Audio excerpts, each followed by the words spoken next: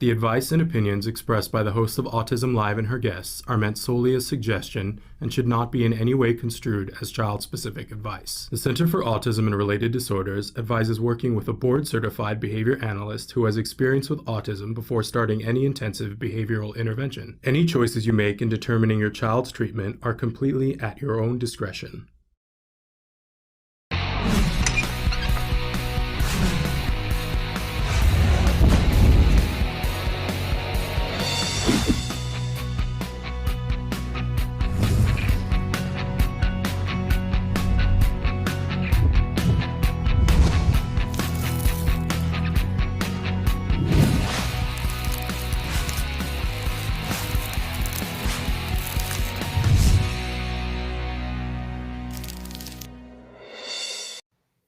Good morning and welcome to Autism Live. I'm Shannon Penrod, and we're still coming to you live from my house and Traven's house and other people's houses, and it's all good.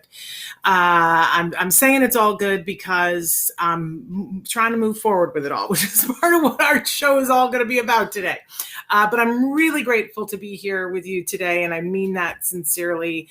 I would love to hear from all of you. We're going to be live for the next hour talking about some really interesting things that, of course, impact and have to do with the autism community. And when I say the autism community, of course, here we're talking about individuals who are on the autism spectrum. They are the beating heart, the core of this community. But we here on Autism Live also include everyone who loves those individuals, right?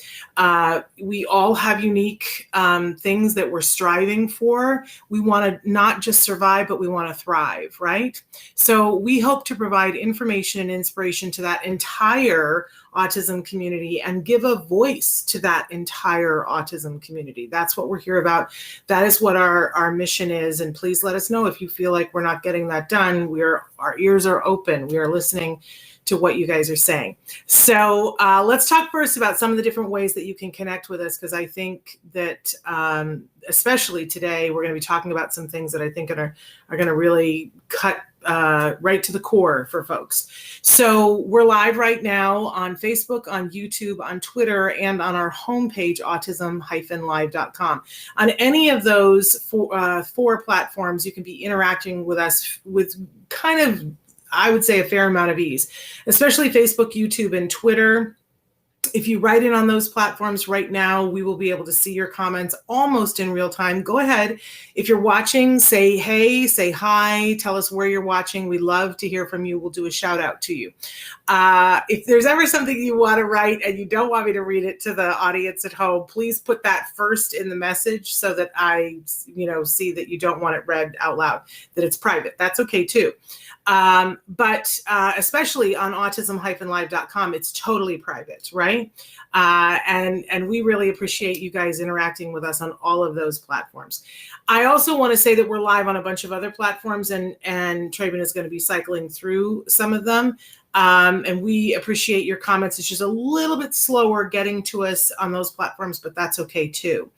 And if you're not watching us live, and many of you don't watch us live, we are available as a free podcast wherever you download podcasts. And we love being able to do that. I'm just so proud of all of you, because it's not, I can attribute a lot of it to Traven, but we are right now the #1 podcast for autism in the world. But that is, as I said, Traven can take some credit for that, but mostly it's you guys, because you've liked us, you've shared us, you've commented, you've done reviews, you've hit that little bell on the YouTube channel. We really appreciate when you guys do that, because that helps us to be able to connect with you. We always say here that if you find something that you like here, then please share it down the line. Show it to somebody else, tag somebody that you know could use this information.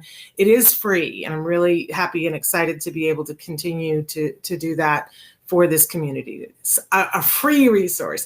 And by the way, we also love it when you write in and ask questions. I always start off the show by reminding you that we have plenty of experts on the show. We have a wonderful expert coming up in just a few minutes on the show to talk with you, and we want you to be able to interact with them. But I do want you to remember that I'm not one of those experts. Yes, I am a parent, a proud parent of an adult now who was diagnosed with autism when he was 2.5. But that doesn't make me an expert in autism. And I think we need to be abundantly clear about that. And yes, I've been hosting shows journalistically about autism for over a decade. Still doesn't make me an expert in autism. Makes me somebody who has an informed opinion, maybe. Yeah, sometimes not, but not an expert in autism. So I'm happy to answer any of your questions and good morning to Kimono Dragon. So thrilled to have you here. Happy to answer any of your questions. Happy to give my opinion freely. But I just want to be clear and give the disclaimer that I am not an expert in autism, which is why I bring you lots of experts in lots of different areas, autism and other areas. So keep all of that in mind. And we're really excited. We got a great lineup this week. In just a few minutes, I'm going to be welcoming, for the first time on the show, Dr. Leonard Felder, and he is the author of this book, Keeping Your Heart Open. We're going to talk more about this. But this is a book that I think its time is now. And I'm going to guarantee you're going to hear something that you're like, oh, I needed to hear that today. So you don't want to miss this. I love, if you didn't feel it from that, the subtitle of the book is How to Overcome the Things That Make Us Numb, Cynical, or Burned Out. Ladies and gentlemen, mic drop. I think that's all of us need that, right? So stick around because we're going to get to Dr. Felder in just a few minutes. But before we do that, we like to start off our Monday with something we fondly refer to as the jargon of the day. This is when we take on one word, one phrase, one acronym. We try to figure out what in the hey nani are these experts talking about? What does this have to do with me? Why do I even have to bother to learn this, right? My litmus test is if it can save us time and money and help us to get to progress, then let's take a second to talk about it, right? But let's not get overwhelmed. I don't know about all of you, but I had a career previous to being a parent of somebody who was on the autism spectrum. And I had my terminal degree in that. And I loved being a student, don't get me wrong, but to go, to feel like I had to go back to school. I didn't have time to go back to school, but that I had to learn all of these terms, and it was dire because I needed to help my child, was overwhelming to me, like shooting pains in my neck, overwhelming to me, right? So what I love is when and I'm sure we're going to talk about with Dr. Felder, we don't have to be overwhelmed. We can take other paths. And so what we do with the jargon, rather than being overwhelmed by it, is we take it just like eating an elephant, one bite at a time, and we try to make it fun. So what we do is first we give you the actual definition, and then whenever possible, I make total fun of that because it's my hobby. And then we give you a working definition, and we try, even sometimes that we have to make fun of, right? But we try to consolidate it down, distill it, that's the word I want, to something that you can kind of get your fingers wrapped around. And if you can't, don't panic, because sometimes it takes more than once, and sometimes it takes a little bit of experience. But often, and I love when we go to face-to-face conferences, because my favorite thing is when people come up to me and go, oh my gosh, the jargon of the day. Right?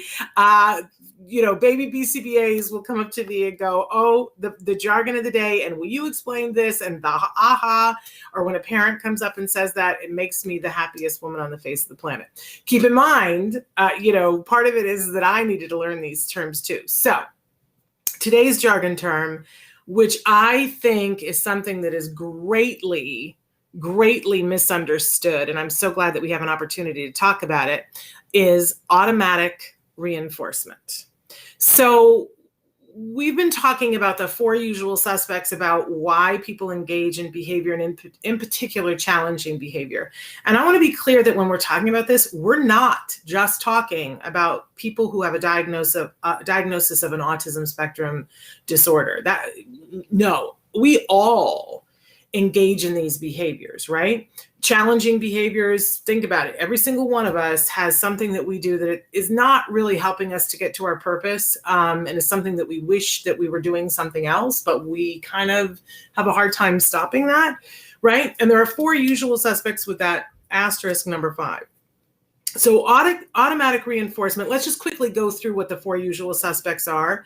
Attention, we do things for attention. And remember that we and everyone else, if we're not getting enough attention, we will take bad attention. Former school teacher here, and believe me, if you have a kiddo whose bucket is not full and not getting enough attention, they will act out just so you say stop it, because that is attention, right? We do things to escape something or someone. We all do that. We talked about that on Thursday, right? We do things to get access to someone or something. Think about a lot of our day is to get access to someone or something, right? And if we can't get access to it, we will engage in behavior that's challenging. People go to jobs because they want to gain access to money, right? And for people who can't work, they get into desperate situations and sometimes will commit criminal acts to get access to money, which gets them access to other things, right? All of these we understand. Then we get into this squishy category that's this automatic reinforcement. And I think if we were to distill down what you guys write in about, that you have questions about, I would say that 9/10 of them are about something that's automatically reinforcing. This is the category where it's the sensory stuff. This is the category where, it's people call stimming. We'll talk about that in a second. I'm getting way ahead of myself. So let's take a look at what our actual definition of automatic reinforcement is. Here we go. Automatic reinforcement refers to situations in which behavior is maintained by operant mechanisms independent of the social environment. Woo! Ladies and gentlemen, the perfect example of why we do have to take time twice a week to do the jargon of the day, because can you hear the garbage disposal in the background? Because that's the only place, unless you already have an advanced degree in psychology, that this definition would be useful. Automatic it refers to situations in which behavior is maintained by operant. Anytime somebody says operant, I don't know about all of you, but I go, right, operant mechanisms, we're talking about a machine now, independent of the social environment. What the heck are we talking about? Doesn't it sound like a gear got stuck in a factory? And it's so completely the opposite of what this is. So let's go down to our working definition and see if we can't make some BCBAs break out into hives by our working definition. Okay, so the behavior, I call this, it's an inside job, right? So the behavior happens because it feels good. That's a little bit imperfect, a little bit clunky, because sometimes it doesn't feel good, but it diminishes how bad something else feels. Here's an example. For kids that we see that hit themselves in the head, right? Sometimes they are doing that because they have a really bad headache. And the momentary pain of hitting their head reduces the larger pain of what the other thing is. So that's why this is a little bit clunky, not quite working. But it's a simplistic way of saying that that the reinforcement, the reward that we're getting it's an inside job. We can't see it, like we can guess what it is, but it's something that's it's personal. It's on the inside. That's why I call it the inside job. So when a lot of times people will refer to stimming, and the first time somebody, I asked a new person on our team, I think it was an OT, I said, why is my son doing that? And it was probably hand flapping, or he would make these high pitched noises and turn in a circle and flap his hands. And I would go, it's so weird looking. Why is he doing that? And they said, oh, he's stimming. And I hear that term just stimming. What is stimming? And of course I'm, Googling it. And, at that time, that was many years ago, you Googled stimming and nothing came up. And I said, what is that? Is that short for something? And the person I was talking to didn't even know that stimming is short for self-stimulatory behavior, which is also a misnomer, because sometimes we do things to stimulate ourselves and sometimes we do things to calm ourselves, right? And they are all in this category of automatic reinforcement, that inside job, right? But, we say stimming, but it's not quite accurate, right? So think about this for just a second and notice that I said we all, because this is all of us. Every single living thing on the planet does things that are automatically reinforcing. And the idea that we would try to get rid of them is crazy. If we took away everyone's ability to self-soothe, well, we would see a lot of the behavior that we're seeing right now, because in the pandemic, we did take away a lot of people's ability to self-soothe. And they replaced it sometimes with good things and sometimes with bad things. But my point here is, a lot of times I'll hear people saying about, well, we're trying to get rid of the stim. We don't like the stim and we want to get rid of the stim. And I just want to say to you, this is so antithetical to where you want to be. We don't want to get rid of stims. What we want to do is give every individual the ability to self-soothe in a way that is not harming them. And it can be harmful as in, how about the people who smoke, right? If sometimes we find out that people smoke because they're self-stimulatory things. Sometimes it's the addiction to the nicotine, right? Sometimes it's just that people are taking a deep breath, right? And as much as it's taking a deep breath, we know cigarette smoking is not good for your health, right? It might be short term because it gets you a break. It might be short term because it helps you to have a moment to yourself. But long term, this is not a good strategy, right? So when we try to have somebody stop smoking, there are lots of places that are just like, oh, quit cold turkey. And there are movies about quitting cold turkey and what it does to people. It's not kind. It's not kind and it's not effective. Science has shown us that is not effective. So when we talk about self-stimulatory behavior, I think first of all, we got to look at it through the first lens, which is this behavior preventing other things that are healthy? Because it's when it comes up against this. So, I will have self-advocates who tell me that they rock. That rocking is something that is self-soothing to them. I don't know if you've tried it. Try it. It is self-soothing. It's why we have rocking chairs. It is not a bad behavior. There's nothing wrong with rocking, except that if you're trying to do something that's like, let's say you're a diamond cutter and you're trying to precision cut a diamond, this is not a moment in which you are going to be successful if you're rocking and cutting a diamond. So first we have to stop and ask ourselves, is this someone who is doing something that does not allow them to rock?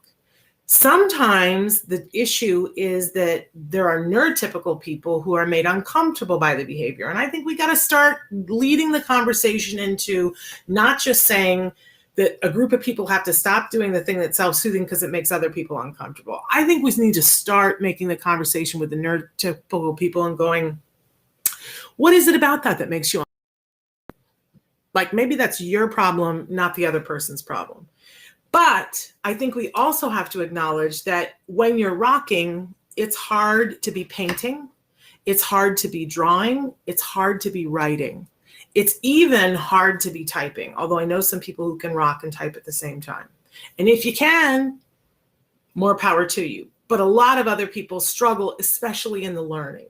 So if we look at a behavior and we go, contextually, there are some times when this behavior, although it does fulfill a need, and that's super important that we don't forget that, it's preventing growth that's meaningful to this individual.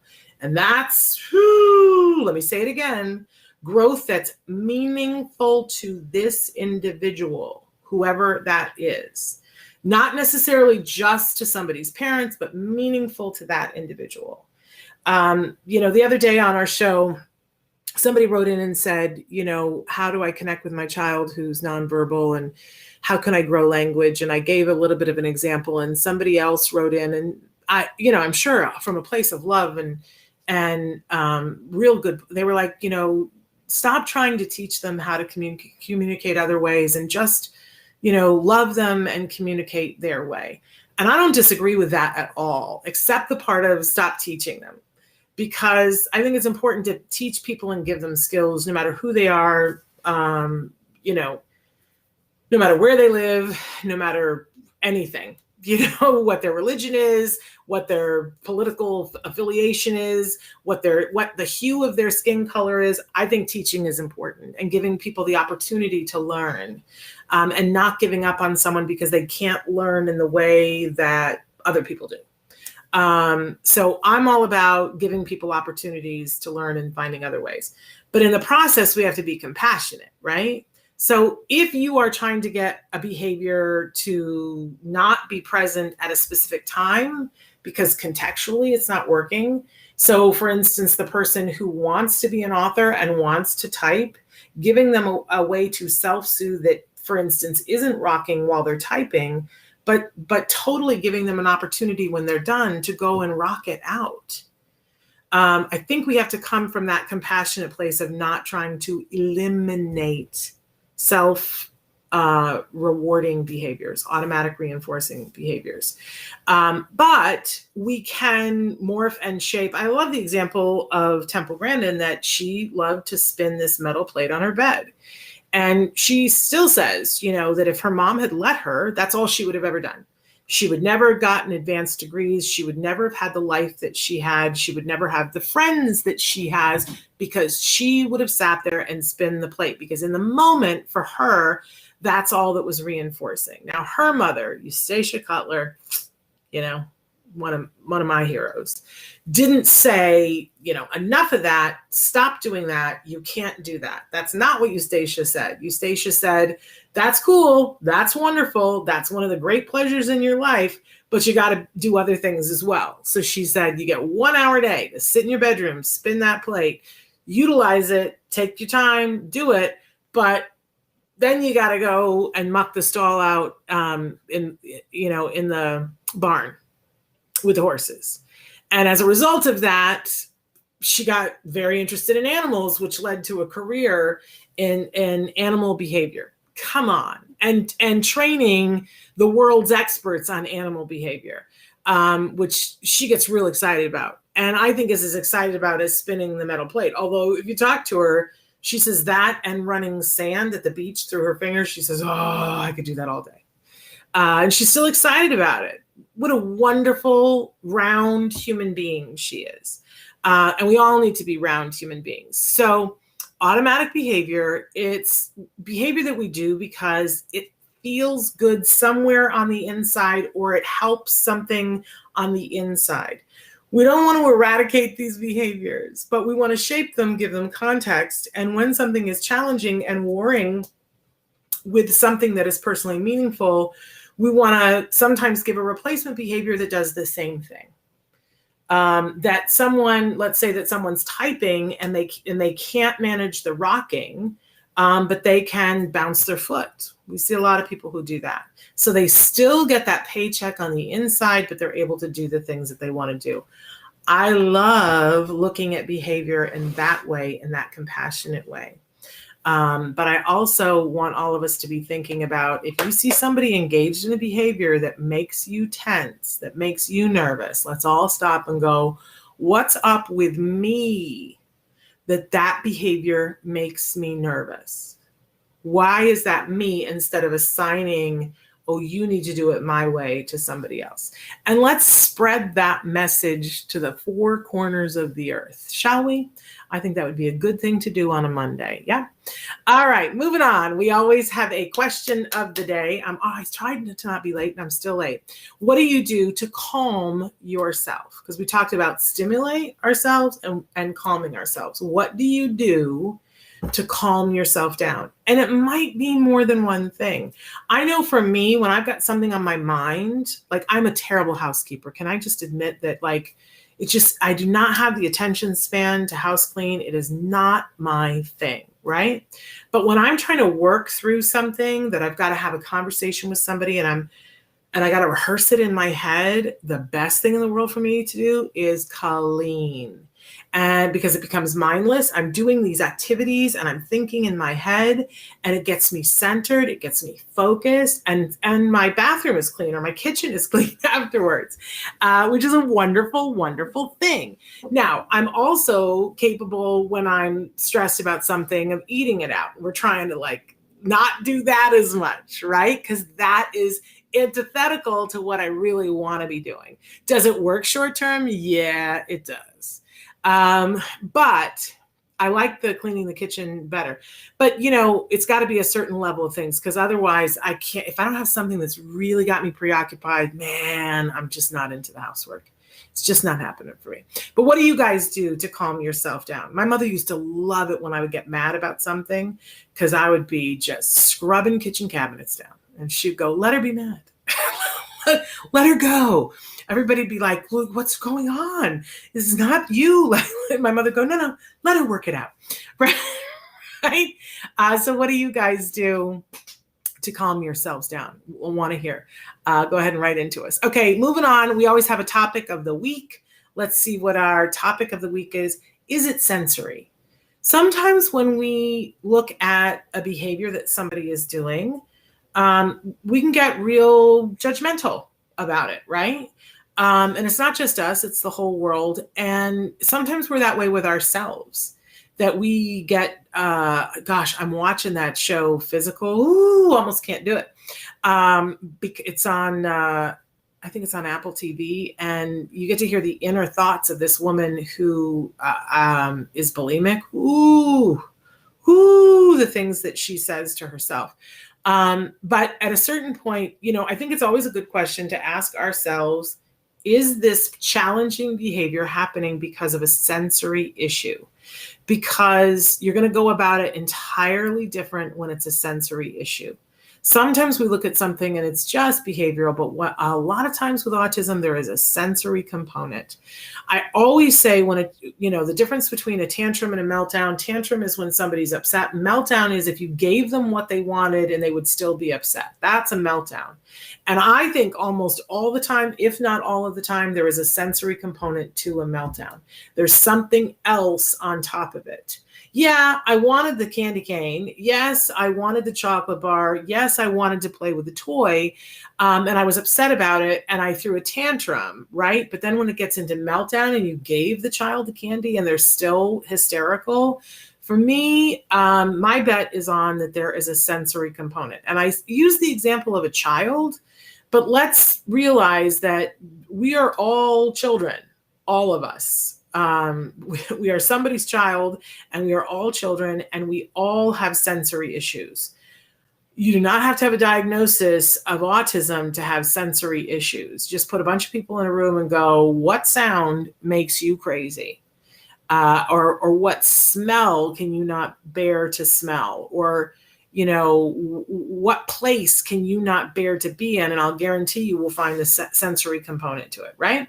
So I think it's important to constantly be thinking of that and not leave that off the table when you're looking at what's going on when things aren't working well, whether it's you, your student, your child, your spouse, the person who sits across from you at work.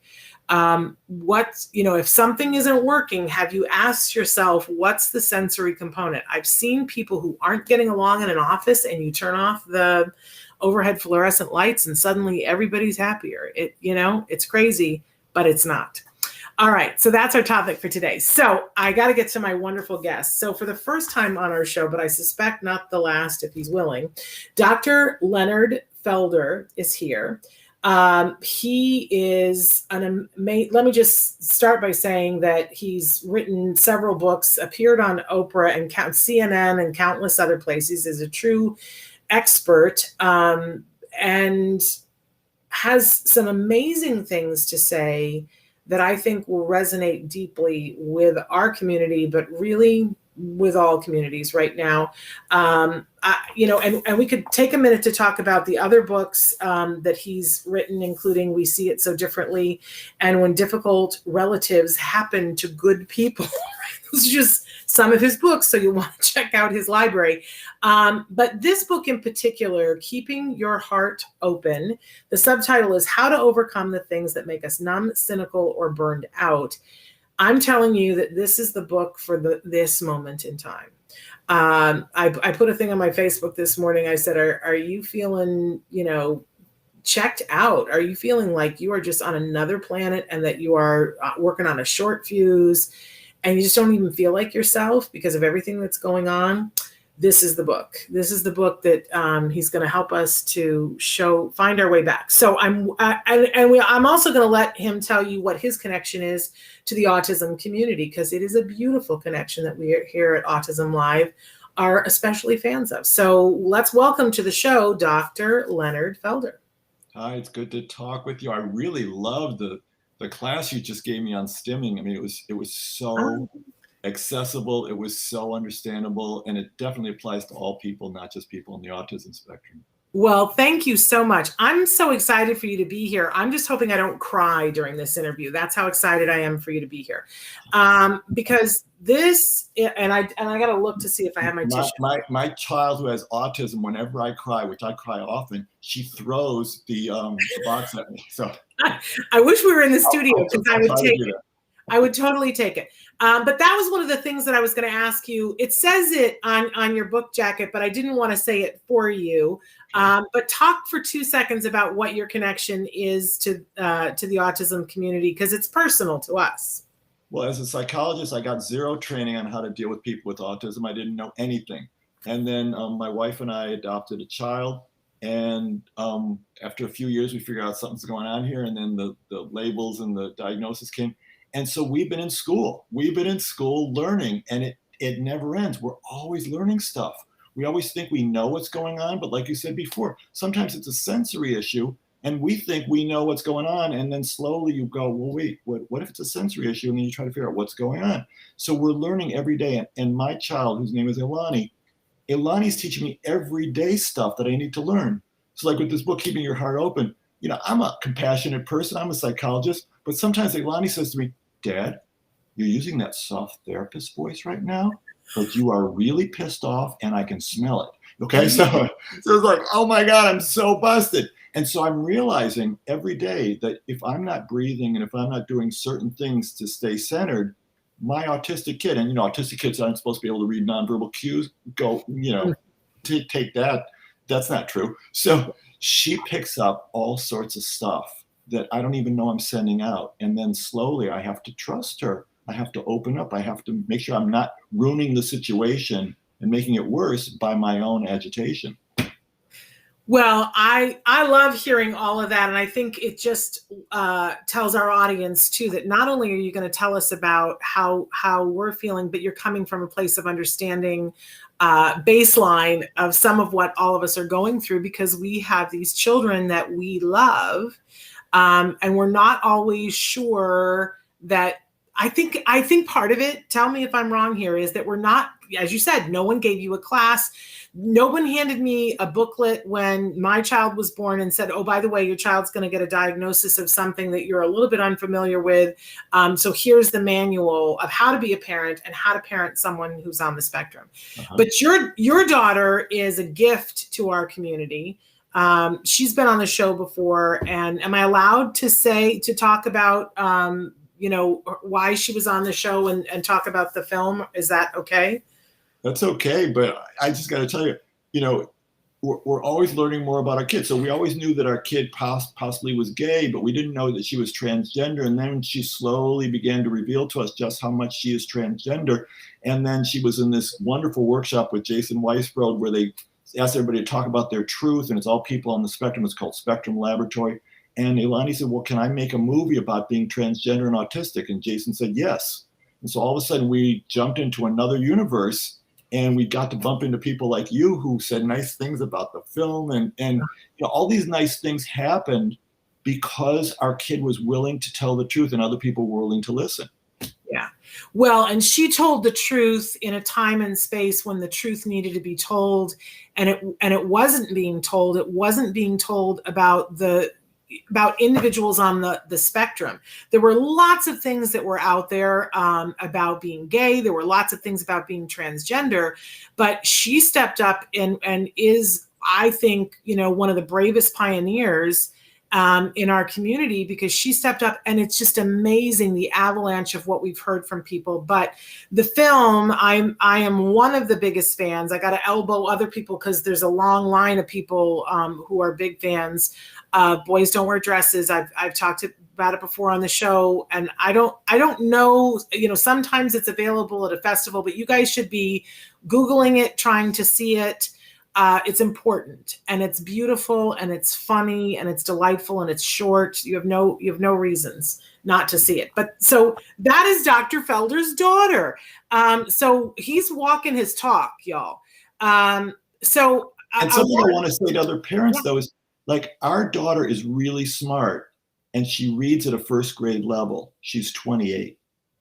But she's brilliant in all sorts of things, including telling the truth about her experience. So if she has somebody else to be the scribe, or if she has a team of people who know how to draw out of her what's going on, and great things can happen from your kid, but sometimes it's going to take a village, and it's going to take, you saying, I didn't even realize this was possible. We didn't realize this stuff was possible. We didn't realize that she could co-author a screenplay. Yeah. Well, not only could she, but she could co-author an award-winning screenplay that would change the way the world looked at people on the spectrum, and people who are transgender on the spectrum, and people who are gay on the spectrum, and in a big way. Like, that's a whole other show. So, but I just wanted it, because I think people will go, okay, well, Dr. Felder really knows what he's talking about, because like I said, he's walking his talk. So this new book, you sent this to me, and I got to tell you, it was almost like a do kind of thing that I'll get to in a little while here. But I want to talk about this a little bit, because we have so many caregivers, parents who are writing into us on a daily basis, and they are at their wits' end, Dr. Felder. I think you know this, that this pandemic has just taken us all right down to the studs. And when people have kiddos that are on the spectrum, and you get into a moment, people are saying, I'm just not my best self right now. They're not their best selves, and I'm having trouble coping.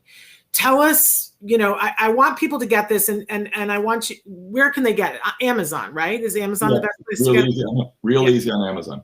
But give us some things here for the parent who is in that moment with their child, and their child is having a hard time, and the parent is having that moment where they're like, I don't know if I've got this in me today.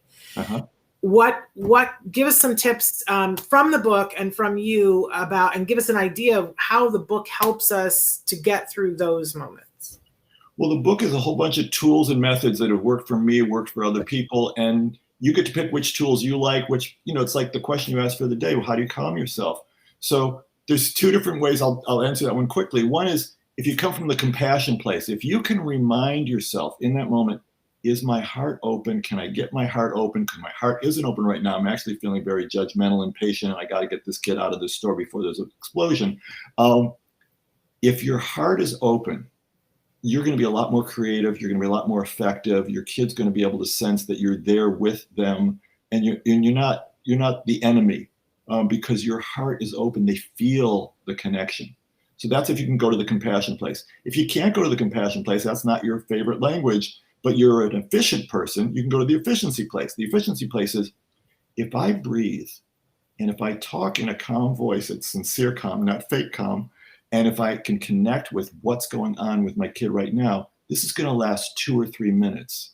If I come from the judgmental place, or the I know what's going on, and I'm going to tell, or I'm the parent, and damn it, you're going to listen to me, that's going to last for hours. I mean, you're going to create a meltdown that's going to last for hours with repercussions and video. So, and you might even get to see Child Protective Services at the end of this game. So you don't want that. You want the efficient one. And the efficient one requires either going to the compassion place, or saying from the efficiency place, I can breathe here.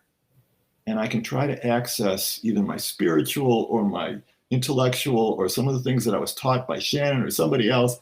And I can use those tools right now, because if I don't use those tools right now, I'm dead meat. this kid is going to go ballistic, and nobody is going to understand that I'm a good parent, and that I'm not really as bad as I look right now.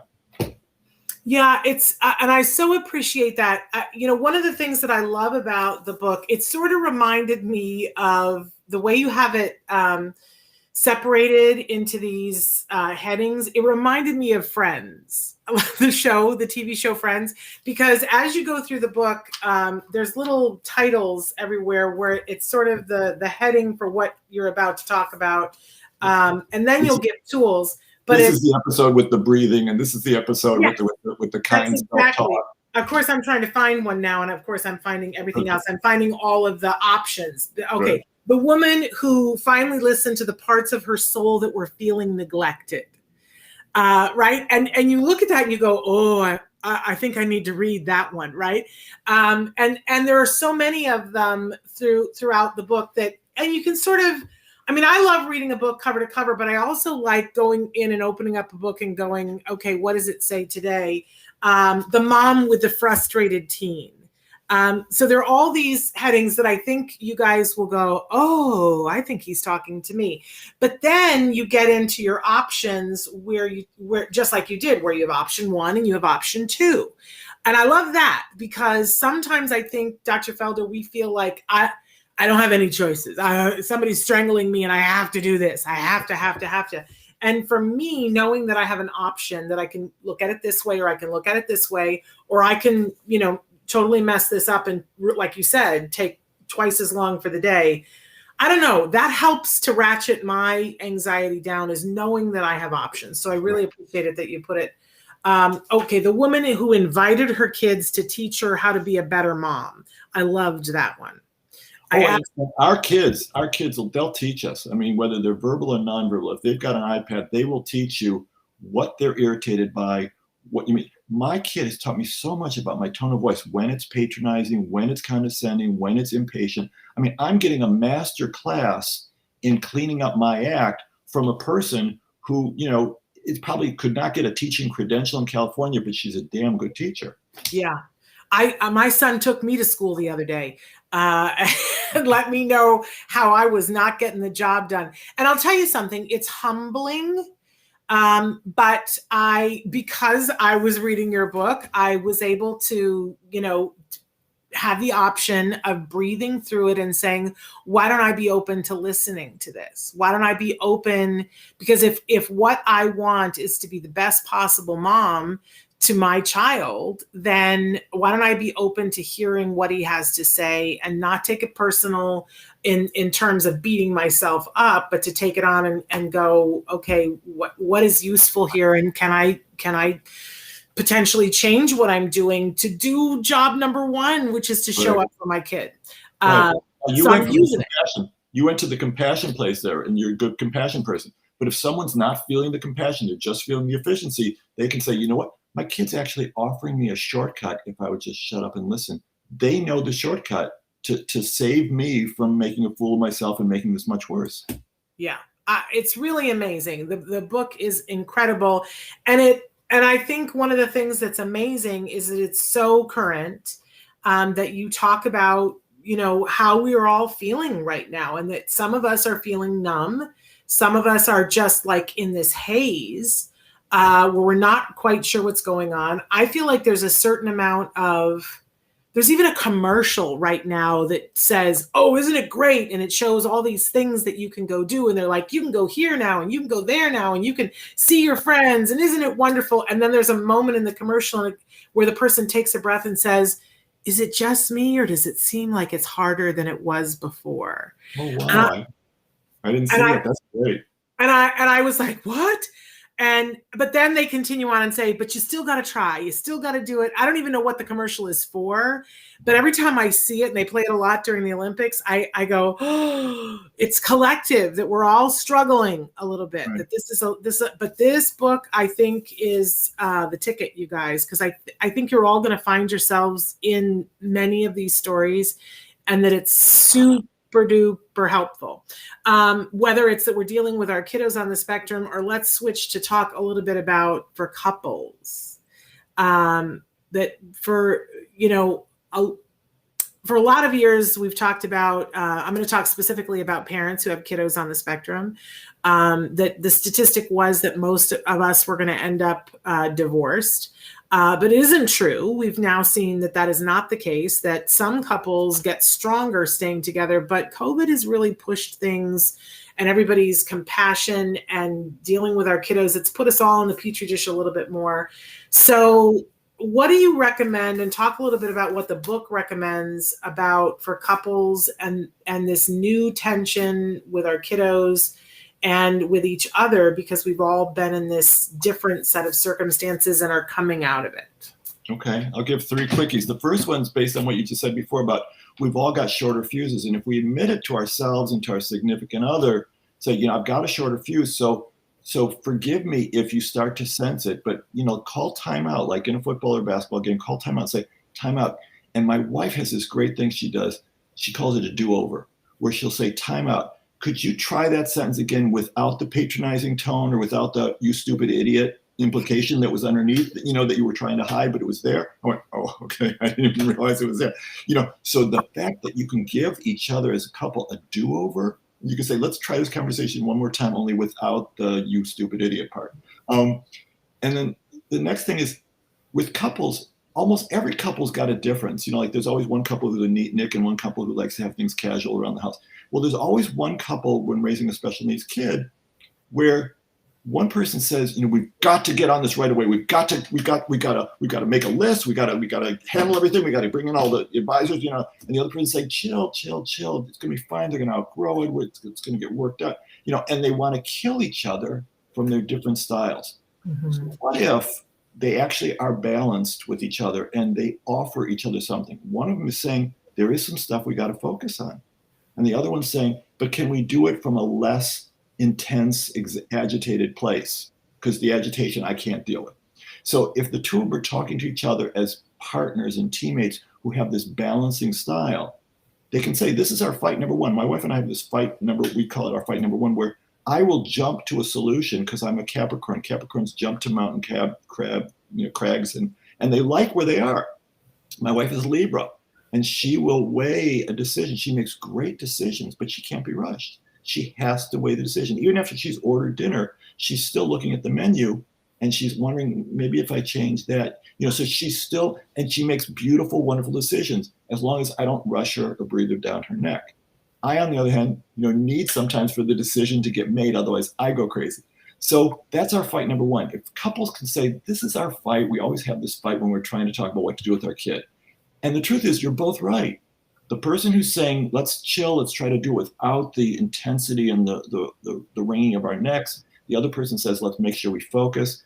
The other thing that couples have to worry about is that there's often one person, sometimes the male, sometimes the female, who says, we don't need help. We can figure this out ourselves, because guys, we're not supposed to ask for directions and all that stuff. But the truth is, you can say to your partner, if he or she is someone who says, we don't need any help, we don't need any outsiders, we're not sharing our dirty laundry with anybody. You can say, you know what? You are a great leader. You are a great manager. You are a great decision maker.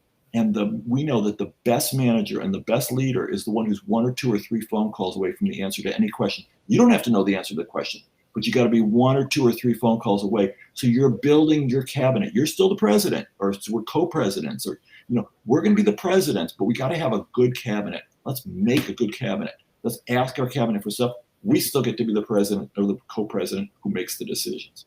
So when you stroke your partner's ego and say, you're a great leader, a great manager, and we can be 1 to 3 phone calls away from the answer to anything, now you're working as teammates again. You're able to focus, and the other person's able to say, yeah, maybe we do need some people in our cabinet, not to tell us what to do. Nobody's going to tell me what to do, but we've got advisors. I love that. That's a much more compassionate place to be coming from. And I think there's a lot of us that, having gotten through all the things that we've gotten through, I see so many marriages that don't make it because we can't get to this place. So it takes 2 to work on it, but I absolutely love this. I also want to talk to you about in the book, because I think a lot of what I see people experiencing right now is some grief and loss. And sometimes it's specific, maybe they lost a loved one, but time has been lost. And in the time, things got lost. And what I hear people saying is, how do I get back to being hopeful? How do I used to be somebody who believed that good things were going to happen for me and I wanted it for me and I wanted it for other people. But it's so hard when you feel like things, I'm watching the Olympics and seeing all these young people who plan every moment of their training to get to a specific peak at a specific time. And then that dream was deferred for a year. And for some people that worked out, but for some people it didn't. And I see other people who are like, well, I was doing this and I got to this point, but then the pandemic shut it down. How do we get out of this funk And how do you help us in the book get back to a place where we recognize ourselves as the hopeful people we were once before? No, that's a wonderful question. And people are losing so many things, not just relatives, not just time, but sometimes you've promised your body a relief is coming soon. Mm-hmm. We're coming out of pandemic, quarantine, or we're going to be able to get some free time where the kid's going to be somewhere besides 24-hour homeschooling, and you promise your body this and it doesn't come, or it gets deferred and postponed. Your body is in grief. Your emotions are in grief. Your soul is in grief. So there's so much that people are sad about. And you have to ask yourself, well, what am I hopeful about? Or what am I able to say, there's some progress there. There's some progress there is a great way to hook into the hope. Did my dreams and my visions come true? Maybe not. But did I make some progress? And when you think about the Olympics, when you were talking just now, who we're going to remember from this Olympics? We're going to remember, I think, Simone Biles. And we're going to remember that somebody who thought everything was about the perfect jump and whether the Russian person also gave her a 6 or a 10 or whatever, she's going to become this incredible spokesperson about how to honor your truth and how to know when your limits are and how to do it with dignity and how to get support from other people when you do that. She's going to become this guru, I think, on how to really, really be a healthy person who aspires and knows when to step back and take a breath. And that's a great teaching we all need right now, which is we aspire to all this stuff. A lot of it gets knocked off track by the pandemic or by our kids being home or whatever it is that's knocked it off. And then you say, but what am I learning and growing and improving even in the middle of that? And if you notice at least 2 things you've improved today, and I have to go back to something you said before about cleaning the house when you're stressed. I once taught a writing class at UCLA Extension. We talked about what gets through writer's block. And for me, it's washing a couple of dishes and getting them in the dishwasher. Is it the warm water that soothes my soul? Is it a sensory thing? Is it the success of this progress? It was a mess in the sink, now it's in the thing. There's something about the progress of it, even accomplishing that. And if I can acknowledge it, if I can say, you know what? That was chaos, and now there's a little bit of order. It's still a lot of chaos, but there's a little bit of order. If you can notice the little bit of order or the little bit of progress or the little bit of improvement, your hopeful comes back. And when your hopeful's back, you've got some momentum. You've got momentum, getting a couple of dishes in the dishwasher, and then now I can go back out and write because my writer's block has been broken by the fact that I'm actually not an idiot. I'm not completely shut down. I got the dishwasher on. And now I feel like, wow, I'm in a creative flow again. Anything that gets you into a creative flow again, into a self-acknowledging, there are some things I'm making progress about, that gets your hopeful back. And then you set goals that are realistic, or maybe you're going to need more resources. We need resources. We need help. One of the horrible things about the pandemic is all sorts of people who come in to help families couldn't come in because of the COVID. And it's like, whoa, that's the relief pitcher. And I've lost my fastball, my curveball, and my knuckleball. I need a relief pitcher. Help, help, help. Hopefully, there are going to be relief pitchers again. There's going to be somebody who's got good stuff, who's feeling fresh, and we get to then chill for 20 minutes or an hour or 2 hours and get your sense of hearing your own thoughts again. Well, I just think you're amazing all the way around. I don't think we've ever actually met in person, but I know I've been at a lot of the same events that you've been at. And obviously I've been very aware of, our families have been on these parallel tracks. So to read this, just amazing. What a gift you are and your family is to the autism community. We're reminding people you can go on Amazon and get this, Keeping Your Heart Open, How to Overcome the Things That Make Us Numb, Cynical, or Burned Out. When I opened this package that you sent with this book in it, which I was not expecting, I had a moment, like it just took my breath away for a moment, because almost exactly 11 years ago, I was in my living room and I was not in a good headspace. And I was like, what am I going to do with the rest of my life? What I had made a deal that I was going to, I made a deal on my kitchen floor that if the God of my understanding helped me to help my child, that I would make sure that I helped other people. that I Wow. would pay it forward, right? But I didn't know what that looked like, and I was at a little bit of a crossroads, and didn't know what to do, because I felt this very push me pull you of I had this kid I had to help and this mission that I had to go on because I promised, right? And I happened to turn on the TV because often that's what I do, and Oprah had Keith Urban on her show. And I didn't know Keith Urban at the time, not a country music person, but she was asking him about his relationship with Nicole Kidman. And he said that she had asked him a really interesting question, or that one of them asked the other question, "Is your heart open?" was the question. And that it took him back, and that I think it was her asking the question. And she said, "No, is your heart open?" And Oprah said, "Oh, that is the question." And she said, because whatever your heart is not, you can say you want something till the cows come home, but if your heart isn't open to it, it's not going to happen. It just doesn't show up. And she said, so if you're stuck someplace, you have to ask yourself, what is my heart open to? And then let that flow through you. And I had been sitting there saying, I don't know what I'm going to do with the rest of my life, because I want to do this. I want to do something, but I got to be able to be available to my kids. So I don't really want a job, because that it will take me away. I want to be here for my kid. But I sat there and I thought, oh, well, that's interesting. My heart is not open 100%. So what would my heart be? I've never asked myself that question before. Never thought of asking what my heart was open to before, but I sat there and thought my heart would be open to doing something where I could make a difference, where I could still be there for my kid. And I'm not kidding you, within 5 minutes, my phone rang, and it was Dr. Granpeesheh calling to see if I wanted to do this show. Wow. Yeah. That's beautiful. And one of the beautiful parts is just how raw and real and vulnerable you got in order to get that thing to come in. I mean, you really let yourself go there. That's powerful. But I don't, the expression of "is your heart open" was not something that was in my life. I think it's in your life, and that you have that on a base, like, that's your base point.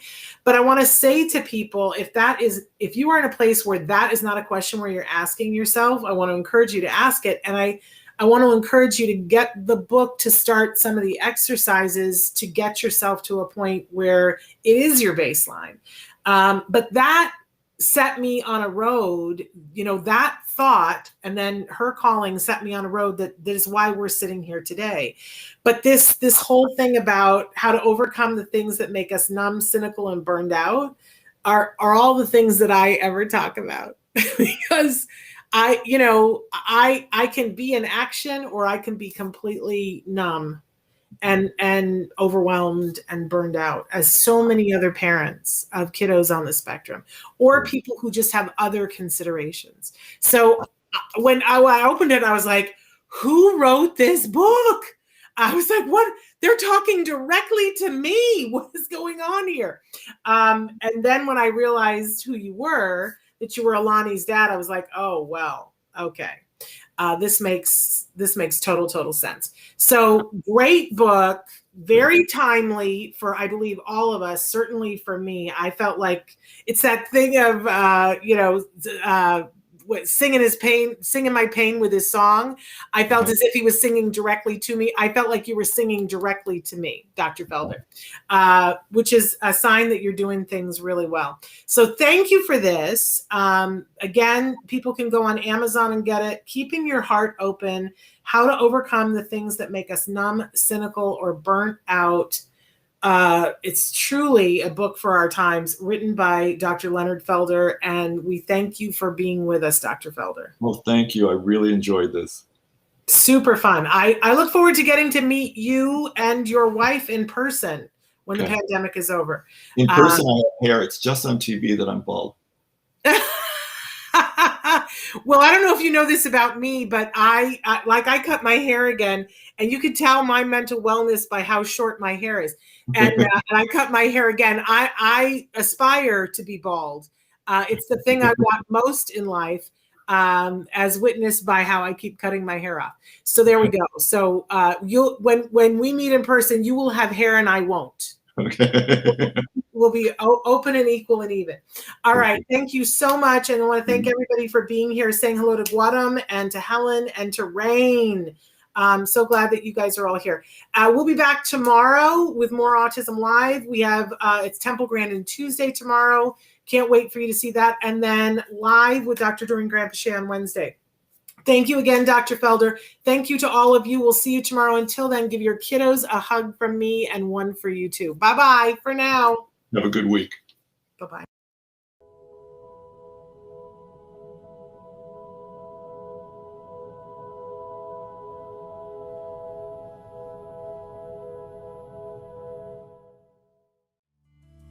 Thanks for watching Autism Live. If you found anything helpful in this video, please give us a like. In fact, make sure that you smash that subscribe button on YouTube and give us a like on Facebook. You can also follow us on Twitter and on Instagram for important updates. And please download our free podcast wherever you get your podcasts. Thank you so much. See you next time.